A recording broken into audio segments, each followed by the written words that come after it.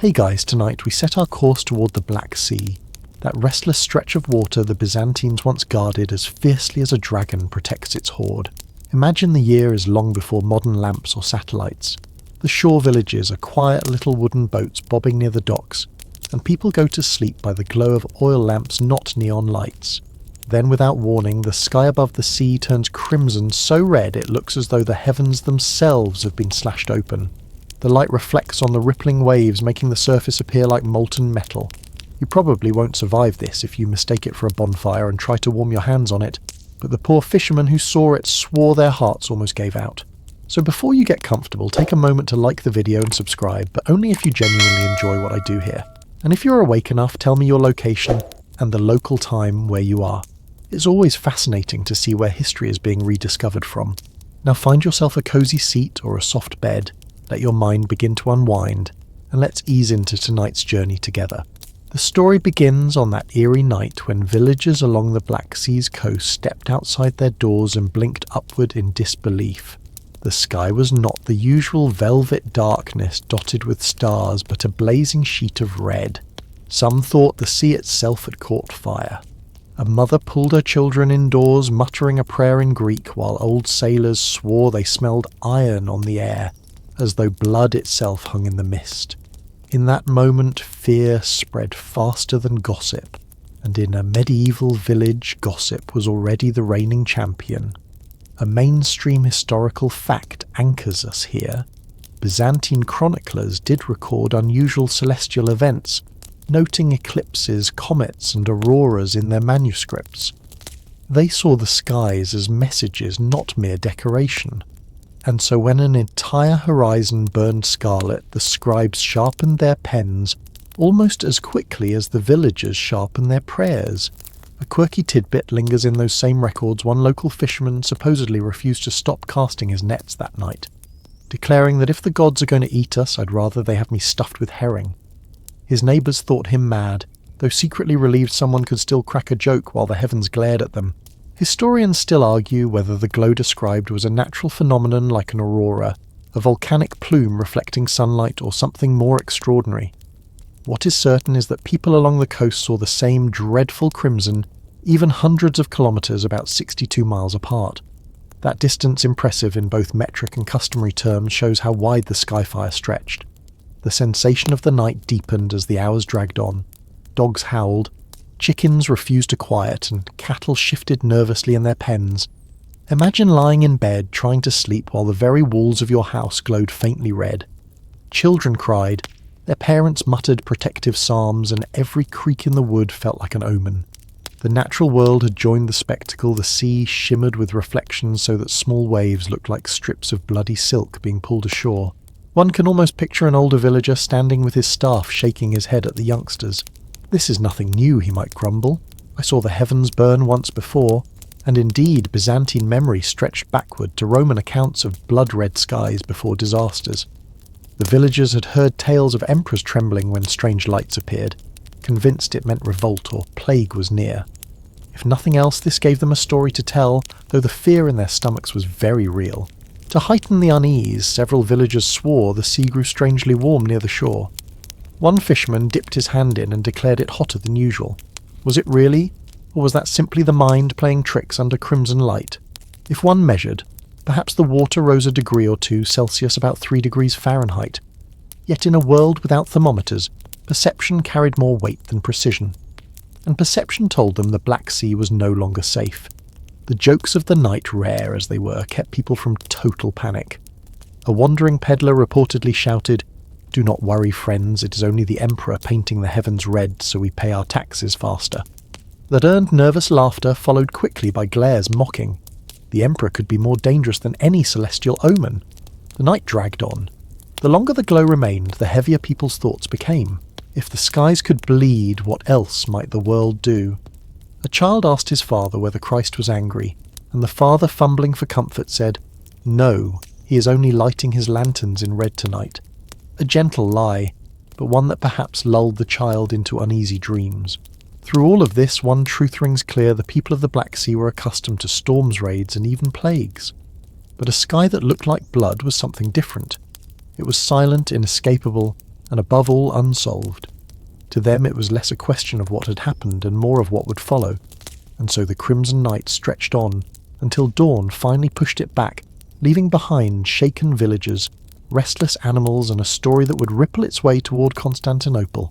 For in Byzantium, strange events at the edge of the empire never stayed local for long. Someone was bound to carry the tale, and soon the blood-red sky would trouble not only fishermen and farmers, but emperors and priests. By the time dawn broke over the Black Sea, news of the strange night had already started its journey westward. Merchants on horseback, sailors carrying word to new harbours, and even wandering monks made sure no tavern or marketplace would be free of whispers. Within a few days the story reached Constantinople, the city of emperors and domes, where gossip ran through the streets faster than fresh bread sold in the forum. The tale was repeated so many times that it grew brighter with each telling. By the time it reached the ears of the court, some swore the entire sea had boiled under the crimson sky. Inside the capital, the mood was different from the quiet fear of the fishing villages. Constantinople thrived on intrigue. Citizens argued about the event in crowded bathhouses, wondering whether it was a heavenly warning or merely an exaggeration from rustic storytellers. The smell of incense lingered in churches where priests tried to calm parishioners, insisting that faith not fear must guide them. But even faith falters when the heavens themselves seem to bleed. At the imperial palace, courtiers bent their necks in anxious whispers. Advisors to the emperor knew that any rumour, however wild, could become fuel for unrest. A blood-red sky, they reasoned, might encourage the superstitious to expect plague or war. And in an empire as large as Byzantium, expectations could quickly become self-fulfilling. Here we can anchor with a mainstream historical fact. Byzantine society truly did record strange natural phenomena as omens. Chronicles often describe eclipses, comets, and fiery signs in the heavens, and rulers sometimes acted as though the skies offered political advice. When Halley's comet appeared in 1066, people across Europe noted its glow with trembling hearts. Byzantines were no different. The blood-red night would be read like a letter written by God himself. Among the scholars of Constantinople, the debates turned loud enough to echo down marble corridors. Some insisted the crimson glow was the result of northern lights stretching unusually far south, though such auroras were rare. Others suspected smoke from distant volcanoes drifting over the sea, staining the sky in unnatural hues. Historians still argue whether any of these explanations fully account for the Byzantine accounts. The descriptions are so vivid, so fearful, that later readers wonder if something stranger was at play. A quirky tidbit from later writings suggests that one palace cook refused to serve red wine for an entire month after the event, claiming it reminded him too much of the omen. Instead, he brewed watered-down mead, which quickly lost popularity once nobles realised it tasted like soggy bread. Yet the superstition reveals how deeply such events could ripple into daily life. Even the imperial menu was not safe. Back in the churches, the clergy weighed in with their own interpretations. Sermons declared that the glow warned of sin within the city. Priests thundered about greed, pride, and the corruption of the court. Ordinary citizens, already suspicious of officials in silk robes, nodded grimly and muttered that the heavens themselves had joined their criticism. The irony, of course, was that even the priests enjoyed the occasional luxury, but hypocrisy rarely prevented a fiery sermon. The emperor himself, sitting under golden mosaics and endless advice, was not immune to fear. He demanded reports, testimonies, and sketches from anyone who had witnessed the event. Court painters tried to capture the colour, though one wonders how a medieval palette could ever reproduce the terror of a night sky turned to blood.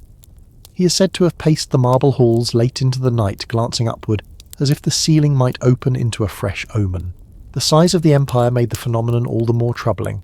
Eyewitness accounts came not only from one fishing village, but from multiple harbours and coastal settlements across distances of 100 kilometres, about 62 miles or more. That meant the glow was not a local trick of smoke or torchlight, but something vast, encompassing entire stretches of the horizon. To an emperor responsible for order across so many provinces, that breadth was terrifying. In the city's marketplaces, speculation became entertainment. Storytellers added flourishes, inventing details for coins tossed into their hats. Some claimed a red rain had fallen.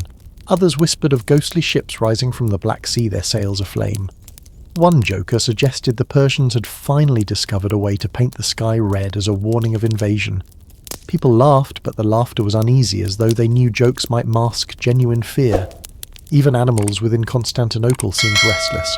Chroniclers note that horses snorted and refused to ride calmly, while dogs barked long into the night as if chasing unseen shadows.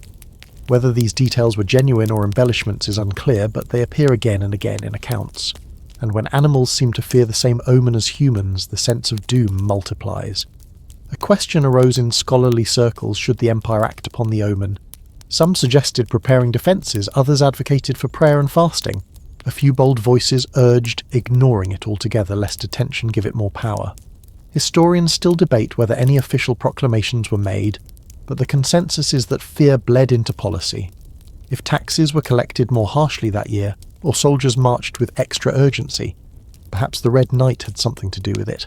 Through all these reactions, whispered gossip sermons, scholarly debates, and imperial anxiety, one truth stands out. Constantinople was a city that could not ignore a mystery. The blood-red night over the Black Sea became more than a coastal memory. It became a story woven into the empire's political, religious, and cultural fabric. Even as days returned to normal, the shadow of crimson still coloured their thoughts. And behind every argument lay the same unspoken dread: if the skies could burn once, they could burn again. The story did not fade after the imperial whispers. Instead, it reached the scribes, chroniclers, and those guardians of parchment, who believed that every flicker in the sky was worthy of ink. Inside the monasteries of Constantinople, and beyond, men bent over wooden desks, dipping quills into dark ink, recording what villagers and sailors had described. They searched their memory for parallels, for echoes of what might explain the blood-red sky, and inevitably their eyes turned to the scrolls of forgotten omens. These scrolls were not simply shelves of dust. They were compilations of older Greek, Roman, and even Babylonian records. The Byzantines' heirs to many traditions did not hesitate to search the wisdom or superstition of the ancients. One such text spoke of skies turned crimson before the fall of mighty Troy, though of course by the 10th century Troy had long been more legend than fact. Another recalled that in Rome itself a glowing sky once appeared before a plague that carried off senators and beggars alike. To the monks, these records were not quaint tales. They were warnings written across centuries. Here we may pause for a mainstream historical fact: ancient Roman historians like Pliny the Elder truly did catalogue unusual celestial phenomena, describing blood-red skies and fiery clouds. Later, Byzantine compilers often borrowed or reinterpreted these accounts, treating them as if they were part of a great chain of omens stretching across time. And so when they looked at the strange event over the Black Sea, they did not see a local oddity. They saw themselves as standing in a long tradition of humans trembling before heaven's signs. Yet as always, humour flickered at the edges of fear.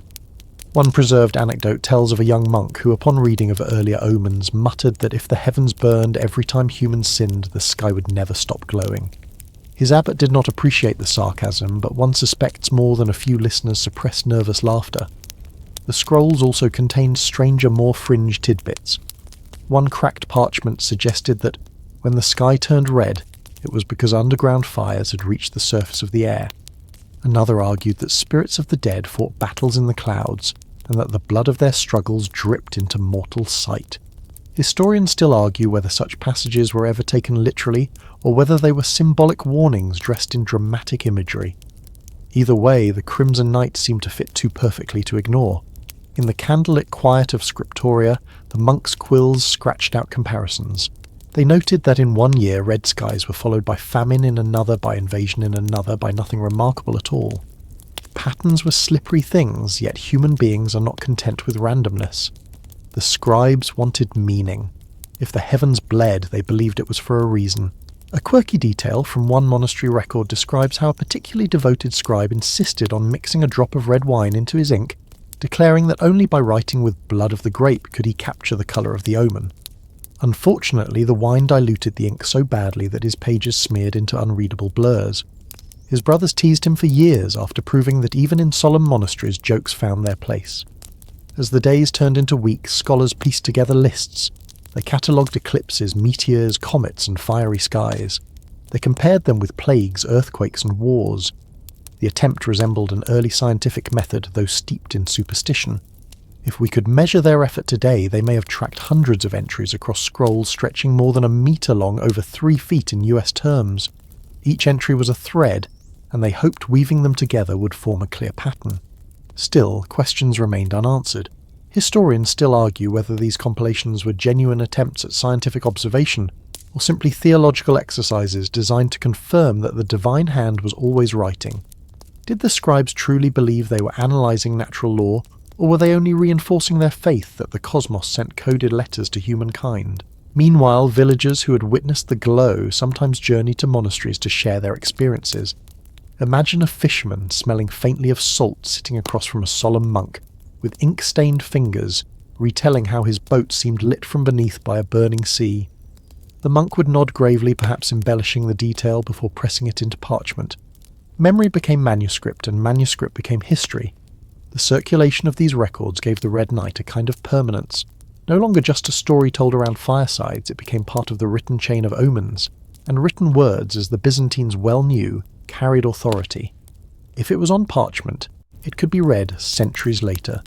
Indeed, that is why we speak of it now. Within the capital, some scholars whispered their doubts. Could the scrolls of forgotten omens be misleading? Were they simply a hodgepodge of half-remembered tales, unreliable as village gossip? Yet even skeptics admitted that the timing of the Red Night was unsettling. Empires are fragile, and when skies seemed to echo human blood, anxiety grew heavy. Through all of this, the scrolls took on a life of their own.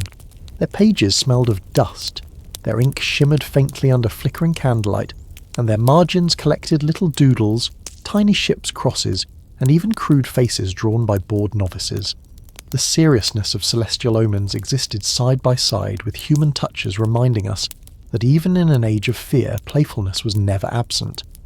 Thus, the blood-red night over the Black Sea became not only a moment of terror, but also a chapter in a far older book of omens. The Byzantines did not face it alone. They believed they were part of a grand continuum stretching back through Rome and Greece to Babylon, perhaps even to the dawn of storytelling itself. And with this thought, they began to wonder not only what the glow meant for them, but what it might mean for the empire's very future. Along the jagged coasts of the Black Sea, the strange event unsettled not only villagers and monks, but also the restless community of merchants and sailors whose lives depended on steady waters and reliable winds. To them the night sky was not simply decoration, it was their compass, their clock and their comfort when waves rose higher than masts. When that sky turned crimson, they felt as though the sea itself had betrayed them. Ships docked in quiet harbours reported eerie reflections glimmering across the water. Mariners swore the waves glowed from beneath as though some enormous torch burned under the surface. The reflections stretched so far that sailors claimed they could read the names carved into their cargo crates without a lantern. It was unsettling, useful perhaps, but far from reassuring. On one boat, a crewman muttered that it looked like the sea of wine Homer once described, only this wine had been poisoned. A mainstream historical fact adds weight here. Byzantine trade routes crisscrossed the Black Sea, linking Constantinople to Crimea, the Caucasus, and beyond. Merchants carried grain, wine wax, and slaves across those waters, forming the lifeline of the empire. So when traders and sailors panicked, the empire trembled with them. For if commerce slowed, taxes dwindled, and imperial coffers thinned. The blood-red night, though a spectacle in the sky, threatened to ripple into the emperor's treasury. Rumours multiplied as quickly as fish in a net. Some sailors whispered of sea demons rising from the depths, their breath staining the air crimson. Others said the old gods of Greece had returned, displeased that men no longer honoured them with proper offerings. A few even speculated that foreign sorcerers had cast spells from distant shores. Historians still argue whether these rumours were sincerely believed, or whether they were drunken tales passed along in taverns. Regardless, fear became as common as salt in the air. A quirky tidbit survived in a merchant's account. One captain refused to unload his cargo of red-dyed cloth, fearing buyers would interpret it as mockery of the omen. Instead, he paid to have the cloth buried outside the city. Locals later dug it up and fashioned it into curtains, but for weeks the sight of crimson fabric in the markets was enough to make buyers turn away nervously. At sea, navigation turned anxious. Mariners who once trusted the stars now worried the heavens themselves were warning them away. Some captains refused to sail at night even when conditions were calm, preferring to linger in port rather than tempt fate. One harbour master recorded that during those weeks traffic slowed by nearly half, an astonishing drop in a city accustomed to the constant bustle of trade. Measured in distance, a voyage that normally spanned 200 kilometres, about 124 miles, became unbearable when sailors insisted on hugging the coast, adding days to their journeys. The psychological toll was immense. Imagine sitting on the deck of a wooden ship surrounded by creaking timbers and endless black water when suddenly the horizon glows red like a smouldering forge. Every sound seems sharper. The slap of waves, the snap of sails, the nervous cough of a fellow sailor. Superstition thrived in such conditions. If a rope frayed or a barrel leaked, it was blamed on the cursed sky. Yet laughter thin and trembling still found a place. One crew reportedly roasted a fish over a small fire and declared it sacrifice to appease the sea's appetite. Another sailor quipped that if the gods were truly angry, they should send better weather instead of terrifying lantern shows. Nervous chuckles spread across the deck, though no one laughed too loudly in case the heavens overheard. Merchants' practical men obsessed with profit reacted differently. They calculated losses, fretted over unsold goods, and demanded explanations. Some appealed to priests for blessings, sprinkling holy water over their caravans before departure. Others turned to astrologers, paying for charts that might reveal whether the next voyage would end in disaster. The mixture of commerce, faith, and fear became a strange marketplace of its own. Omens were traded like spices, and predictions were weighed like sacks of grain.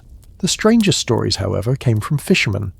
Several claimed that fish themselves seemed to vanish from the shallows after the crimson night. Nets dragged up half empty, and the few catches squirmed sluggishly as though stunned. Historians still argue whether this was coincidence, exaggeration, or a genuine ecological shift caused by some unknown phenomenon. Whatever the truth, the impression lingered that the Black Sea was no longer generous. To the empire, the fear of merchants and sailors mattered.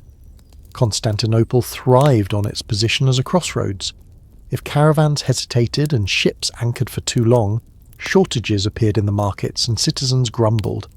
Prices rose and speculation about divine punishment only grew louder. A sky-coloured omen had begun to affect bread wine, and even the mood of the streets. Among the sailors themselves traditions developed. Some carved small crosses into their masts, believing it would shield them from whatever force had lit the heavens. Others carried amulets shaped like fish or dolphins, muttering prayers before casting off. A few even poured a jug of wine into the sea before each voyage, bribing the waters to remain calm.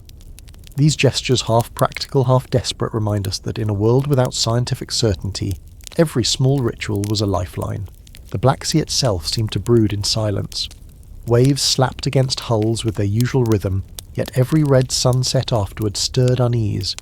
Even when weeks passed without another crimson night, the memory was enough to keep sailors awake, staring at the horizon with narrowed eyes.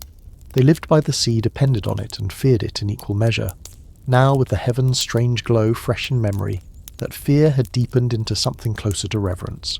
Thus the blood-red sky over the Byzantine Black Sea was not only a spectacle of nature or omen of faith, it became an economic force, a cultural weight, and a sailor's nightmare. The merchants and mariners who saw it did not forget, and their tales carried the dread into every harbour and tavern where they dropped anchor. Even centuries later, when scholars sift through manuscripts, the voices of those sailors still echo, half fearful, half mocking, wholly unsettled. In the imperial palace, the emperor moves through a hush of marble corridors where lamplight pools on tessellated floors, and murmurs slide like silk along the walls. Word of the blood-red night has reached every antechamber. It has been weighed by generals, preached over by priests, and copied by scribes until the tale feels as tangible as a coin. Yet only here does it harden into responsibility. He is the one expected to read the sky correctly and answer with policy, not poetry, and that expectation presses on his chest as steadily as armour. Servants step aside. A chamberlain gathers advisers. Even the fountains seem to trickle more cautiously, as though water itself fears to speak too loudly under a crimson-stained heaven remembered by all. He calls first for the military men because iron worries loudly. They bow-spread maps and point to frontiers where trouble never sleeps. If a red sky means war, they argue, then garrisons must be reinforced. River patrols doubled, and stockpiles of grain moved closer to the roads that matter. The Empire lives by logistics. A cautious general suggests prepositioning carts of hard biscuit and salted meat, a few thousand kilograms, about several thousand pounds, to make sure troops can march without waiting on bakers. The Emperor listens, nods, and glances toward the windows where morning is pale and ordinary, as if the city itself refuses to admit the sky ever bled. Priests enter next, trailing frankincense. They recommend humility processions and arms. One proposes a circuit around the city walls, 3 full circuits, nearly 24 kilometres, about 15 miles in total, carrying icons while choirs sing psalms about mercy. Another urges the melting of a golden chalice to fund bread for the poor, because charity calms heaven's temper. The Emperor has heard such counsel before. His empire breathes between sword and sanctuary. A deacon clears his throat and suggests a month of fasting for the palace kitchens. The steward blanches. Cooks whisper that saints can surely be appeased with lighter soups rather than empty pots. Then come the scholars and court astrologers, past masters of confident uncertainty. They unroll star charts, set brass compasses on the table, and begin murmuring calculations. One traces the path of Mars and declares the omen martial. Another points to an obscure conjunction and argues disruption in the calendar, perhaps an eclipse's memory shimmering strangely in the air. A third warns that Venus's dimming bodes ill for concord within the court. Historians still argue whether such readings were sincere efforts to understand a natural marvel or careful performances designed to nudge imperial policy while wearing the mask of cosmic necessity. The Emperor, seasoned in palace theatre, understands that stars are not the only things with orbits and gravities. A mainstream historical fact stands unblinking among the whispers.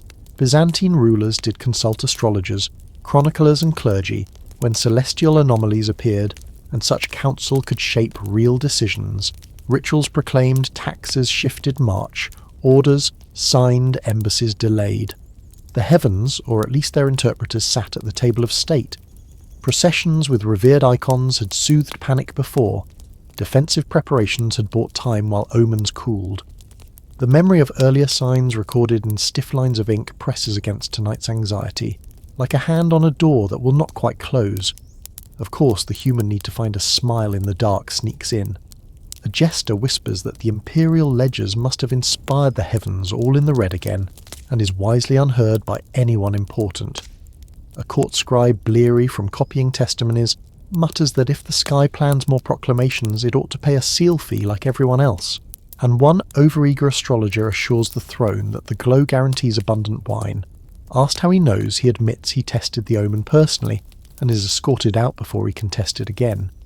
3 jokes in shoulders drop by a finger's breadth, but unease remains because laughter is a thin blanket against a cold idea. Reports from the coast arrive in bundles tied with ribboned fishermen describing reflections bright enough to read by. Sailors insisting the glow ran along the horizon for more than 200 kilometres, about 124 miles. Market keepers swearing that customers refused red cloth for days afterward. The Emperor marks the margins with quick notes. If the area is that broad, he reasons this is not a local fire or mischief of clouds. The phenomenon is vast. He asks whether any mountain to the northeast has coughed ash. The answer is a cage of shrugs. He asks whether northern lights have returned like wolves straying too far south. Courtiers debate with gestures that mean perhaps which is the palace's native language. Action follows the arguing because power is obliged to move. Proclamations call for prayer and temperance. Guilds are asked to supply candles for evening services. Each candle counted by weight, 2 kilograms, about 4.5 pounds, for the great church, less for the parish chapels, so the city glows more devoutly than the sky. Patrols along the sea walls extend by another watch. Quartermasters open storerooms, measure grain by the sack, and quietly send a portion toward garrisons that worry the loudest. The Emperor orders envoys to the great monasteries, requesting copies of any earlier accounts of red heavens, and he instructs the court painters to attempt the colour faithfully. The first draft is too cheerful. The second makes even the painter look ill. A fringed tidbit grows legs in the corridors. Someone swears that jars of crimson dye, kept in a textile workshop, began to froth under the omen, and had to be corked with wax and prayer. No one can prove it, and the steward privately suspects an apprentice ruined a batch and invented theology to save his wages. Still, the story travels because fear gives a rumour a fast horse. Meanwhile, the palace garden watered at dawn shows roses that seem darker than yesterday, simply because memory insists on seeing crimson everywhere. Facts are stubborn, but impressions are tyrants. As days pass without a second red night, pressure does not vanish. It settles into habit. The emperor begins to sleep again, though his attendants notice he pauses by the window each evening and studies the sky with the face of a man who has learned that ceilings are only temporary. He signs orders, hears petitions, and dictates letters that sound confident, even when his hand hesitates. The court adjusts as courts do. Priests tally arms. Generals file requests for nails, timber, and pay. The astronomer most skilled with numbers asks permission to measure the procession's route to the cubit, and returns satisfied that 3 circuits really were 3, about 24 kilometres, roughly 15 miles as promised, which pleases those who believe a measured prayer travels straighter. Through it all, the emperor carries a private awareness authority ends at the roofline of the world. He can command ships, coin, and ceremonies. He cannot order the sky to choose its colours. He recognises, too, that an omen's power lies less in what it is than in what people do because of it. If merchants delay, soldiers hurry, or citizens fast, then the glow has already bent the empire's path.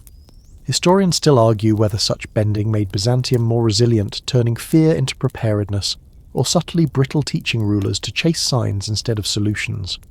The truth may be that the empire, like a ship in contrary wind, trimmed its sails and kept moving, because that is what empires must do to remain themselves.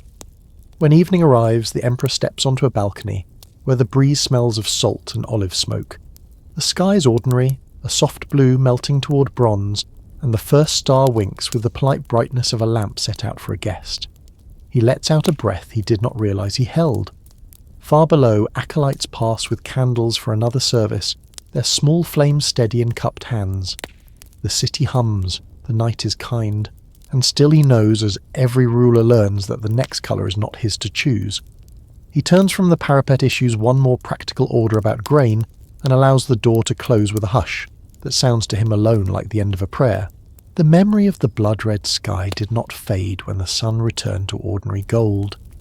Instead, it fueled an argument that grew sharper each day, an argument that danced between ink-stained scholars, candle-lit priests, gossiping merchants, and frightened villagers.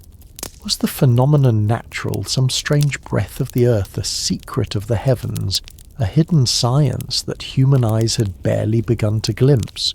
Or was it sorcery, an act of demons, magicians, or forgotten cults reaching from shadows to stain the empire's very skies?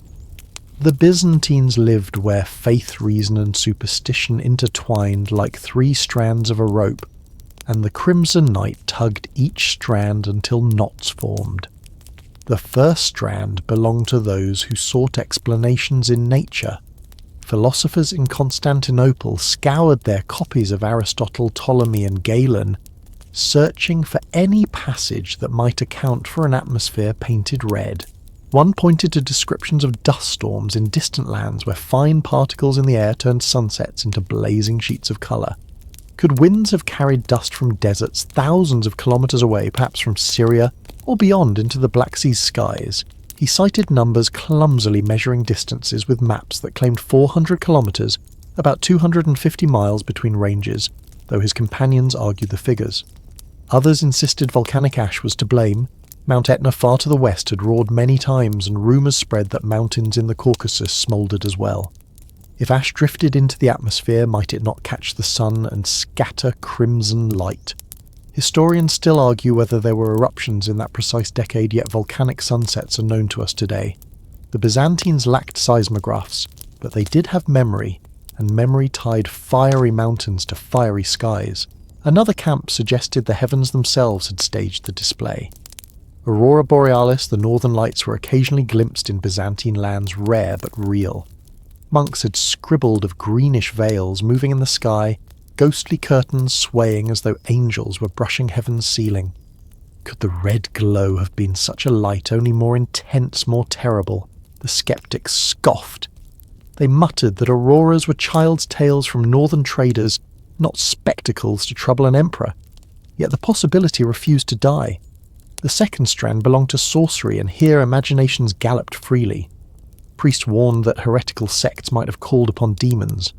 Villagers whispered of witches stirring cauldrons near the shore, offering fish guts and curses to the sea. A fringe tidbit slipped into one chronicle, claiming that a coven had been caught performing midnight rites in the hills. Whether coincidence or invention, the tale added fuel to the fire of suspicion. Even livestock deaths in distant hamlets were tied to the omen. A cow stumbles, a sheep refuses to eat, and suddenly the crimson sky has claimed new victims. Merchants ever fond of embellishment carried the darker versions further. In taverns one could hear that Persian magicians had painted the sky to frighten Byzantium, or that Slavic tribes along the Danube had offered blood sacrifices that coloured the heavens. Some swore sailors saw ghostly ships of fire cresting the waves. The line between fact and story blurred, but fear thickened with each retelling. The third strand was faith standing uneasily between science and sorcery. Church fathers acknowledged that God alone commanded the heavens. If the sky turned red, it was either a test of belief or a punishment for sin. They reminded congregations of biblical plagues and pillars of fire urging repentance. A mainstream historical fact supports this Byzantine sermons, often connected celestial anomalies with moral decline, treating the sky as a scroll where divine warnings were written in light. To the faithful, the blood-red night was less mystery than message, though the content of that message remained a matter of debate. Meanwhile, the ordinary people, less concerned with theory, felt the consequences most keenly. Fishermen recalled how nets came up strangely empty. Housewives remembered children waking screaming from dreams filled with red waves. One father swore his daughter measured the glow on the walls of their cottage, saying it rose a handspan higher each hour, though whether that was fear or fact no one could tell. They had no instruments to weigh the air, no thermometers to measure whether the sea grew warmer by 2 degrees Celsius, about 3.5 degrees Fahrenheit. They had only eyes, ears and hearts that raced with unease. Jokes limped along because humans need them. A potter quipped that if the sky was truly bleeding, someone ought to fetch a physician. Another suggested selling buckets of seawater as authentic sky dye. Such remarks earned nervous laughter, the kind that fades quickly when shadows lengthen. Even laughter in those weeks seemed painted red. As debates raged, the emperor continued to listen, balancing counsel from all sides. He did not know whether nature or sorcery had shaped the omen, but he understood power. If his people believed witches had painted the heavens, then witch hunts could erupt. If they believed volcanoes had rumbled, then markets might hoard food. He issued orders carefully, a man steering between reefs invisible beneath dark waters. Historians still argue whether his caution saved the empire from panic or simply postponed it. The question remained, was this the whisper of science or the echo of sorcery? Centuries later, scholars pore over manuscripts, measuring words instead of stars, arguing still. Modern explanations lean toward volcanic dust or aurora, yet certainty eludes even us. For the Byzantines, certainty was never the prize. It was the search itself, the need to explain the unexplainable, that gave the crimson night its grip on memory. And so long after the glow faded, the argument burned on smoke of the mind fire of the soul, an endless debate that coloured thought as vividly as the sky once coloured the sea. The red night had not only unsettled sailors, scholars and emperors, its colour lingered like a bruise across the imagination of the people, and soon the event fused with prophecy. In the Byzantine world, blood was never just blood, it was symbol, warning and promise. When the heavens blazed crimson above the Black Sea, priests did not hesitate to speak of war, famine and pestilence. To them the glow was a sentence written across the sky, and the empire's task was to decipher its grammar. In crowded churches, incense hung heavy as preachers raised their voices. They reminded listeners of the plagues of Egypt when rivers turned red as blood. They spoke of revelations where the moon becomes as blood and stars fall from heaven. The people already feared. Now they feared with direction. Repentance was urged. Coins were dropped into alms boxes. Pilgrims walked barefoot along stone streets, their toes cut and sore, but their hearts hoping to barter pain for forgiveness. A mainstream historical fact confirms this atmosphere. Byzantine chronicles often connected celestial anomalies directly with divine anger, and sermons were a primary tool to shape how the masses understood such events. One priest declared boldly that the glow heralded war. He pointed east to Persia, to steppe tribes to any border where enemies might gather. The sky tells us they sharpened swords. He thundered, his voice echoing beneath mosaics that glittered with saints. People nodded grimly. Markets buzzed with speculation that armies would march before harvest ended. Mothers clutched children tighter, as though preparing them for exile. Another priest insisted the glow warned of famine. He quoted earlier chronicles where red heavens preceded blighted crops. Already he noted the fish catches had dwindled. Perhaps the earth itself was closing its fist. In villages, this message spread quickly. Farmers checked their granaries twice. Bakers eyed their flour with suspicion, muttering that bread might soon be scarce. When ordinary food is framed as fragile, fear multiplies faster than locusts. Yet others turned their sermons toward plague. Disease was never far from Byzantine memory: smallpox, measles, the dreaded bubonic pestilence. When the sky bleeds, one deacon warned the earth prepares to cough. People crossed themselves quickly, praying that such prophecy would not prove true. Physicians were consulted more often, though their remedies of vinegar, garlic, or crushed herbs could hardly soothe the dread that an invisible sickness waited just beyond tomorrow. Quirky tidbits sprouted in this fertile soil of prophecy. One monk scribbled in the margin of a manuscript that a goose honked all night under the red glow, and that surely this foretold the fall of a governor. Another tale claimed that a fortune-teller in a coastal town announced the sea would soon drain away, exposing mountains of treasure. Instead, the sea remained where it always had, but the rumour was enough to send children digging in tide pools for coins. Laughter followed, but the laughter was uneasy, shadowed by the thought that perhaps even foolish prophecies hid some fragment of truth. Historians still argue whether such prophecies were sincere attempts to interpret the event, or deliberate efforts by church leaders to harness fear for discipline.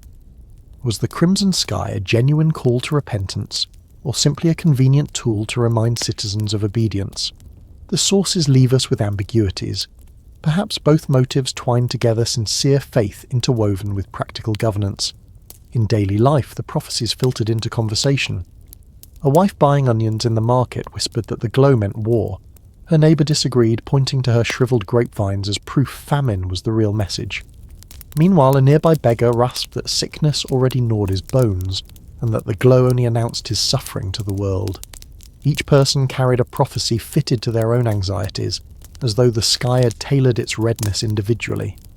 The emperor, hearing of these interpretations, frowned. He could not silence the clergy, for their words carried more weight than swords, but he could try to guide the tone. Proclamations urged piety without panic, fasting without frenzy. He ordered processions, long walks where icons gleamed by torchlight, winding through streets for kilometres, miles to those who counted differently. Citizens watched, some comforted, others only more certain that catastrophe loomed. One story, half humorous, half tragic, tells of a baker who misheard a sermon and thought the prophecy said bread would soon turn to blood. He panicked, dumped sacks of flour into the sea and fled his shop. Days later he returned sheepishly, only to find his neighbours selling loaves for double price. They teased him mercilessly, calling him the butcher of bread. Yet beneath the joke lay unease, for if prophecy could twist a man's livelihood in a single night, then its grip was strong indeed. The memory of the red night deepened into ritual. Families began lighting extra lamps at dusk, hoping to ward off omens. Children were told to avoid staring too long at the sky, lest they absorb its curse. Pilgrims set out on long journeys to shrines, trudging for days across distances of 40 kilometres, about 25 miles, measuring their devotion with aching feet. Faith and fear walked side by side, as inseparable as shadow and light. Still not all agreed. Some skeptics muttered that priests profited from fear, that merchants sold candles too eagerly, that prophets appeared conveniently with outstretched hands. These whispers never grew too loud, but they existed, a reminder that even in an empire steeped in faith, doubt found a foothold. Through prophecy, the red glow of the Black Sea became more than an event, it became a mirror. Each person looked into it and saw their own dread staring back, war, famine, plague. The heavens had not provided answers. They had only raised questions in a language of light. And those questions echoed through sermons, markets and households, long after the sky returned to ordinary blue. Echoes of the blood-red night do not remain trapped in a single decade. As weeks turn into months, storytellers, soldiers and scholars begin threading the event through the longer tapestry of Rome's memory, because Byzantium never forgets that it is Rome's heir. Laws repeat Latin phrases, streets repeat Latin stones, and minds repeat Latin ghosts. When the Black Sea glows red like a fresh seal of wax, people reach backward asking which ancient omens once coloured the fates of legions, emperors and cities. The first tale that rises like a reed pipe recalling an old march is the disappearance of the 9th Legion. Rome sent men north into the fog-soaked wilds of Britain, and their trail thins until it dissolves. Historians still argue whether the 9th was destroyed by tribal coalitions quietly reassigned to another frontier, or slowly dissolved by bureaucracy that recorded silence more faithfully than blood. In the Byzantine imagination, though, the red sky becomes a stage light illuminating that old mystery. If the heavens once glowed before a legion vanished, could crimson return to herald the loss of new soldiers beneath a different banner? A mainstream historical fact steadies the rumour Roman and later Byzantine writers, including Livy Tacitus and their compilers, often link prodigies in the sky with military turns on the ground, comets before defeats, eclipses before assassinations, meteoric torches before riots. The habit of pairing heaven to history is real, and manuscripts preserve it in tidy lines. So when the Black Sea stains the night, the capital's copyists instinctively fetch those old passages, laying them beside fresh testimonies like physicians comparing pulses. Barracks talk sharpens the parallels. Veterans around cookfires joke that the 9th probably went fishing and vowed not to return until the nets were full, then forgot the way back. Another soldier eyes on the horizon mutters that the legion still marches beneath the earth helmets dimly crimson whenever omens pass overhead. Jokes glint and vanish like sparks from wet wood, but they show where minds wander at dusk. Laughter helps, but only as a narrow bridge over a deep thought. Other examples crowd in. The ambush in the Teutoburg forest. 3 legions shattered among dripping leaves acquires a rumour of fiery signs before the disaster. The fall of Jerusalem gathers whispers of red moons and smoke-written warnings. Even Caesar's famous funeral comet slips into the conversation a burning punctuation mark that once seemed to announce a new age. Historians still argue whether these pairings are later embroidery or original thread. The people in the streets accept them readily, because the logic of fear is simple. If the sky speaks in red, it must be speaking about us. Scribes delighted and uneasy build lists. They measure the march of memory the way a quartermaster measures rations carefully with neat margins. A novice copies an old note that legionary packs can weigh 30 kilograms, about 66 pounds, and adds half a sleep that such weight feels heavier under a red sky. His abbot underlines the practical line, scolds the dreamy one, and leaves both in the margins because even he suspects poetry sometimes carries truth that prose cannot weigh. Merchants adapt the story for profit because markets digest dread quickly.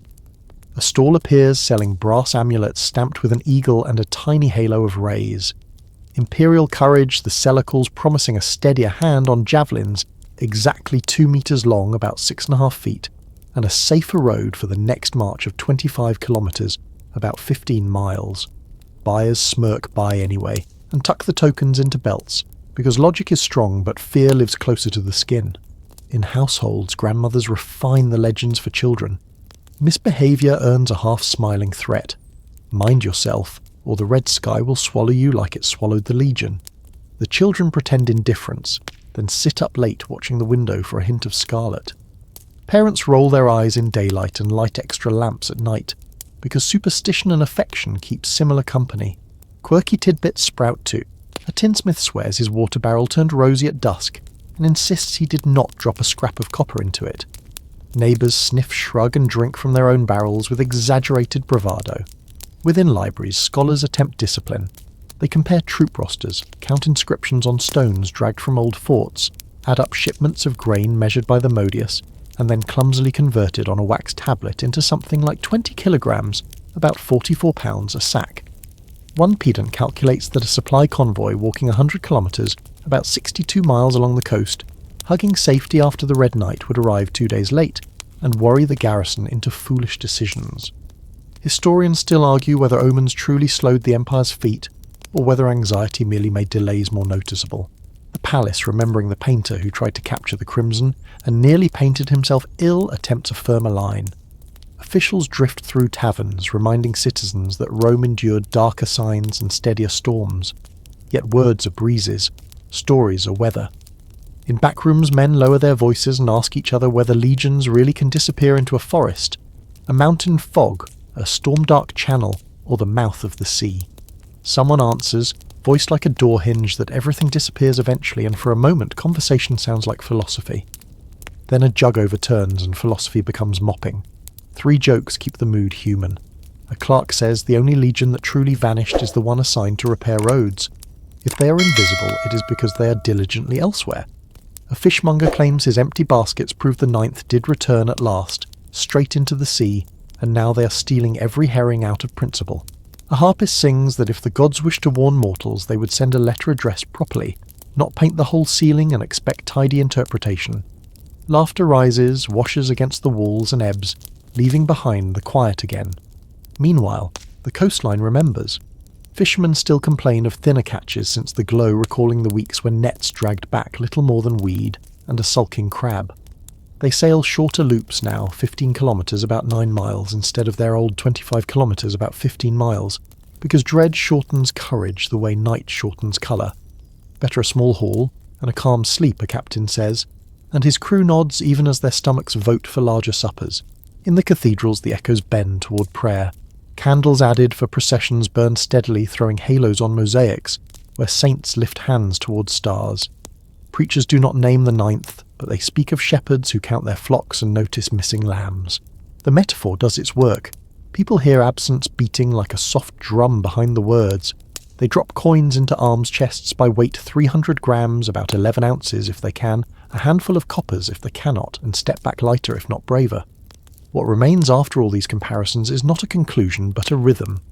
The red night calls up Rome's long shadow, and the shadow obliges parading vanished legions, forest disasters, and temple fires across the mind stage. The Byzantines watch half enthralled, half terrified, because comparisons feel like control. If history repeats, then perhaps it can be recognised in time. Historians still argue whether such recognition ever prevented anything. The people do not wait for an answer. They prepare lamps, sharpen tools, whisper old names, and keep an eye on the sky each evening, just in case it remembers the colour that turns caution into a habit. When the glow finally faded and the Black Sea returned to its ordinary hue, the Empire exhaled with relief, yet relief did not last. The weeks that followed brought a different kind of unease, one not of fire and spectacle, but of absence.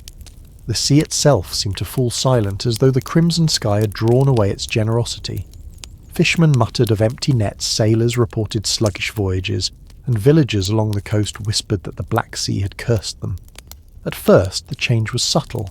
A handful of fishing boats came back like their crews, grumbling but not alarmed. The following week, however, more captains reported meagre catches.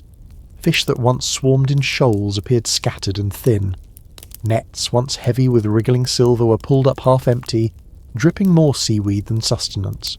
A veteran fisherman swore that his catch weighed no more than 5 kilograms, about 11 pounds, when in past seasons the same nets had yielded 30 kilograms, about 66 pounds easily. His complaint spread like fire, each retelling exaggerating the loss, until villagers believed the sea had emptied itself overnight. Markets in coastal towns felt the pinch. Prices of fish doubled, then tripled. Housewives wrinkled their brows at stalls where baskets looked bare. Some merchants refused to sell at all, fearing accusations of hoarding. The shortage created fertile ground for rumour. A fringe tidbit whispered that sea demons, angered by human laughter, during the Red Night had stolen the fish for their own feasts beneath the waves. Children repeated the story gleefully, diving into tide pools in search of demon banquets. Their parents scolded them, half fearful, half amused, for the sea was not a playground when fear thickened its surface. Sailors preparing for longer voyages also sensed change. They claimed the wind felt sluggish, that their ships moved with unusual heaviness even when sails were full. Historians still argue whether this was genuine or simply psychological.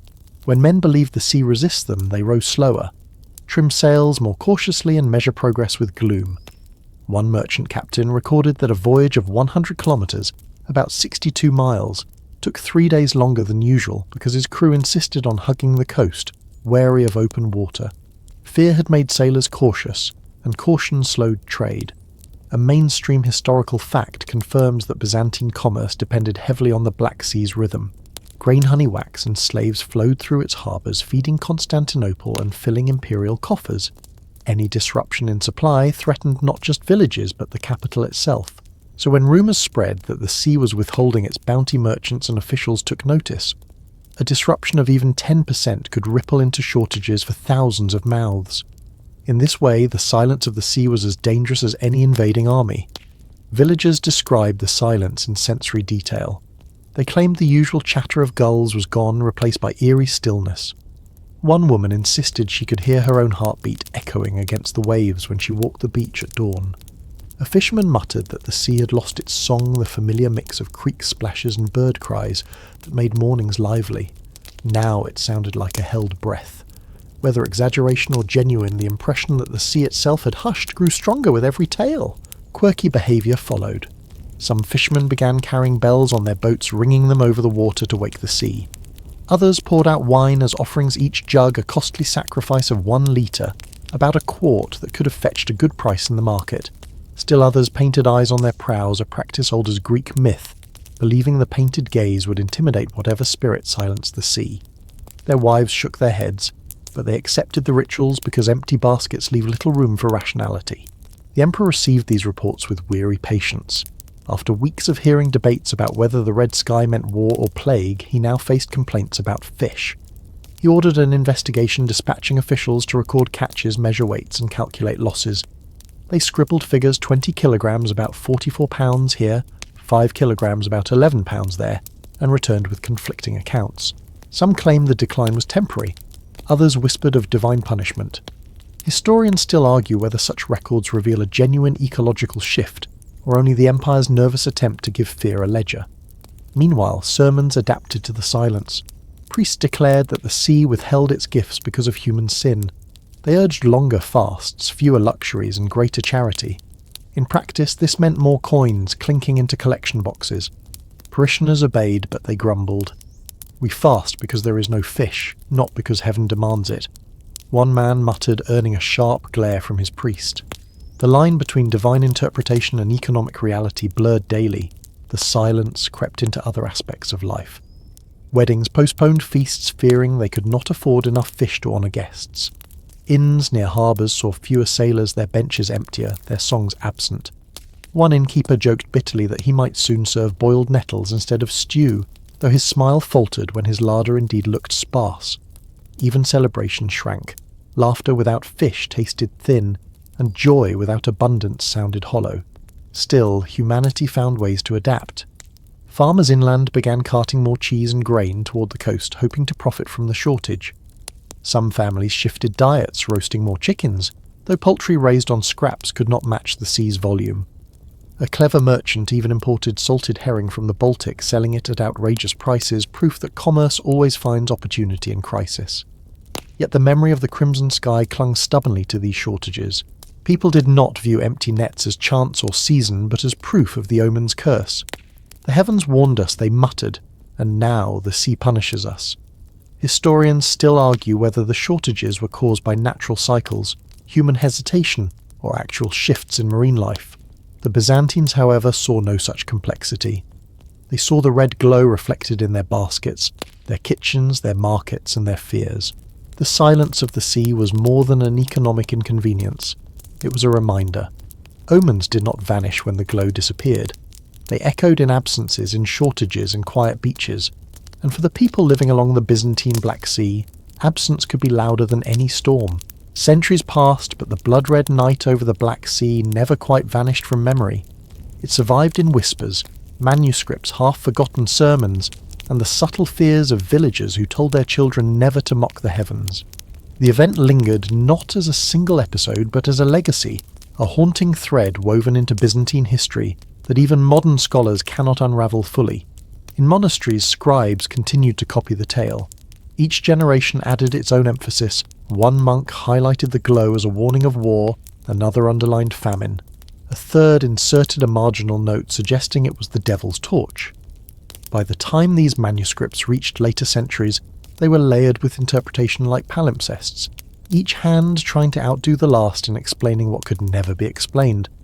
Historians still argue whether the consistency of the descriptions points to accuracy, or to a tradition of exaggeration repeated until it felt solid as stone. The chroniclers of Constantinople folded the event into grander narratives of empire. They recorded battles, coronations, and famines alongside the Red Night, treating it as part of the same continuum of divine signals. A mainstream historical fact underscores this. Byzantine histories rarely separated natural wonders from political events. Comets, eclipses, and floods appeared in the same chapters as wars and treaties, all understood as messages in a single language. The blood-red glow over the sea became another sentence in that celestial script. Meanwhile, folklore preserved different colours of memory. Coastal villagers remembered the silence that followed more than the glow itself. They told tales of weeks when the sea refused to feed them, blaming not poor seasons but punishment. Children grew up hearing that laughter during the red night had angered the waters, and some families carried small rituals forward, tossing bread or a splash of wine into the surf each spring just in case the heavens were listening. These rituals, measuring only a loaf of about 1 kilogram, roughly 2 pounds, or a jug of 1 litre, about a quart, cost little, but soothed much. Quirky anecdotes attached themselves to the story like barnacles on a ship. One tale claimed a village rooster crowed at midnight during the crimson glow, and was celebrated for years as a prophet fed scraps of cheese and honey until it grew fat and lazy. Another manuscript noted that dye merchants sold more crimson cloth the following year than any other shade, as though customers had decided to wear the omen proudly rather than fear it. Skeptics scoffed, believers nodded, and the story continued to grow in strangeness. Over centuries, the legacy of the Red Night inspired reflection on the fragility of human understanding. Some later commentators tried to explain it with science, suggesting volcanic eruptions or auroras. Others leaned into mysticism, claiming sorcery or prophecy. The debate itself became part of the mystery's endurance. Historians still argue whether we should treat the accounts as eyewitness testimony or as allegory shaped by fear and faith. Each camp finds evidence and none find certainty. Even outside scholarly halls, the Red Night gained symbolic power. Poets invoked it as metaphor for betrayal, for grief, for divine warning. A dramatist in the 13th century staged a play where an emperor dreams of a sky turned red before his downfall, drawing directly on the Black Sea omen.